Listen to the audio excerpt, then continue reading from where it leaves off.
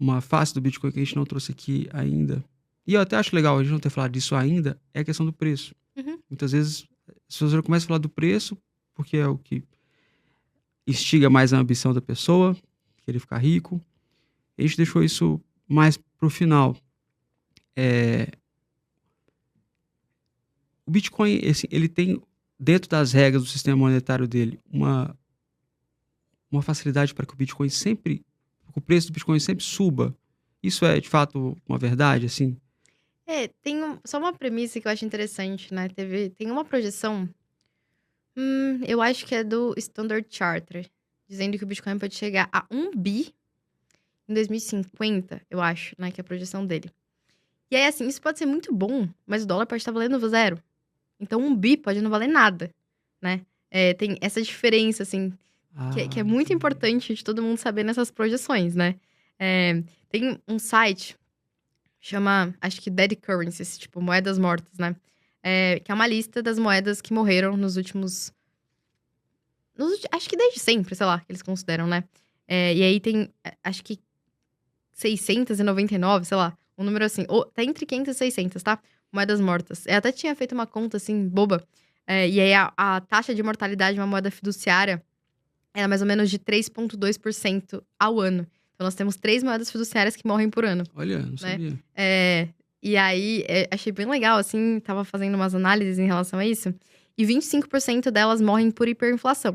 Algumas são por guerra, então, tipo, tu teve um país aniquilado, e a moeda daquele país, né, ela é morta, digamos, né? Existem alguns motivos. Mas 1/4 dessas moedas, todas morreram por hiperinflação. A gente nem precisa ir muito longe, né? A Venezuela tá aqui do lado. Venezuela e Brasil. O Brasil já teve várias moedas, né? Acho que grande parte dos pais, assim, lembram de outras moedas, né? E morre por hiperinflação. Né? Então, assim, o que pode acontecer, às vezes, que a gente tem a impressão que o preço sobe pra sempre, mas é porque Fiat cai pra sempre, né?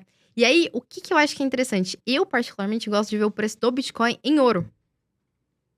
Certo. Ou, por exemplo, em carro. Ou em qualquer outra coisa que não seja um bem que é imprimido, tanto quanto dinheiro fiduciário.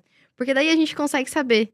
Então, assim, se eu comparo o Bitcoin com o ouro, por exemplo, e aí, né? Não tá nem próximo do all-time high em ouro, por exemplo, porque o ouro subiu.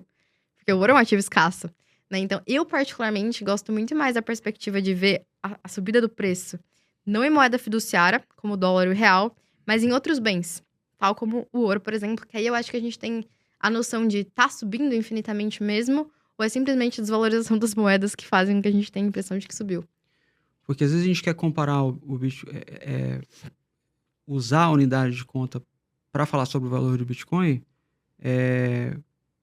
numa moeda, um dólar hoje, por exemplo, e esquece que se daqui 20 anos o Bitcoin subir muito, às vezes a relevância que aquela moeda que a gente está fazendo essa comparação não vai estar a mesma. E às vezes É o vai ponto estar da régua, né? É a régua. Qual é a sua régua?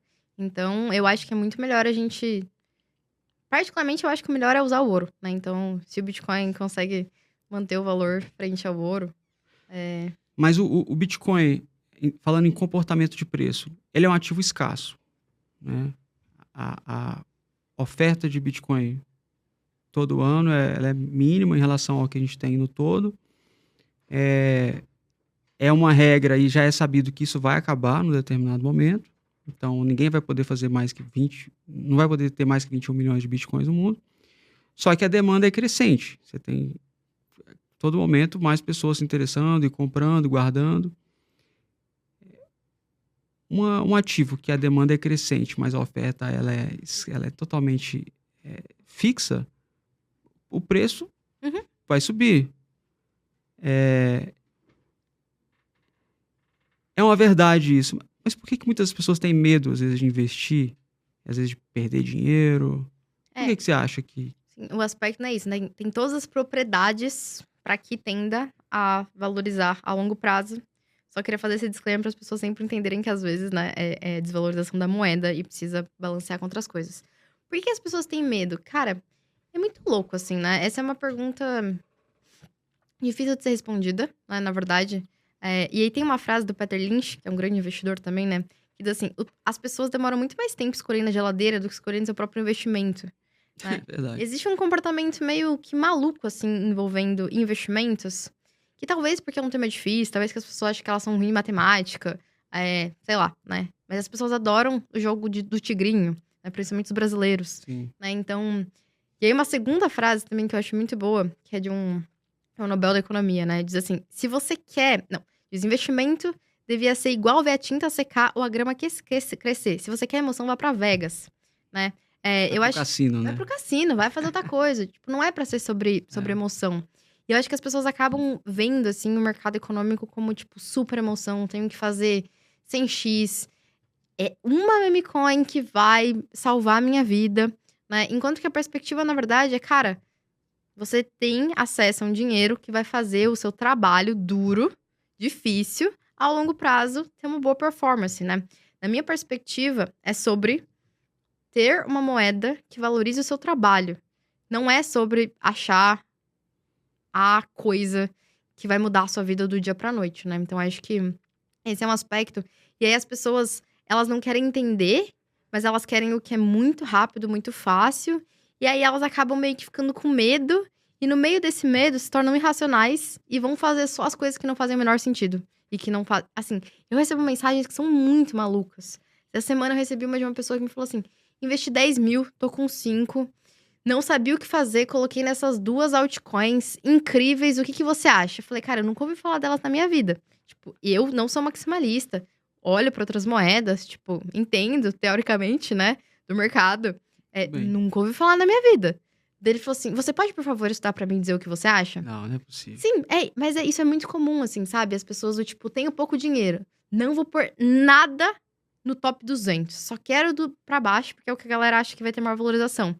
Então, existe esse tipo de comportamento, assim, que é do absurdo, mas que é a regra. As pessoas fazem coisas absurdas. O Michael Saylor falou, né, que as pessoas passam anos estudando uma certa ocupação, um certo talento para exercer um trabalho, ganhar dinheiro, mas não consegue estudar 100 horas como você vai manter esse dinheiro, né?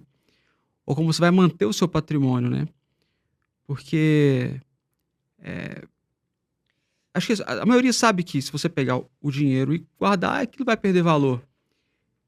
Mas a gente pode falar, mas tem os investimentos, aí você pode aplicar no CDI, aliás, no CDB, ou comprar um fundo de ação, ou comprar ações, ou Tesouro Direto, para compensar isso. Então, ao mesmo tempo que o governo tira o valor do meu trabalho, ele me dá instrumentos para eu ter um investimento para compensar essa inflação.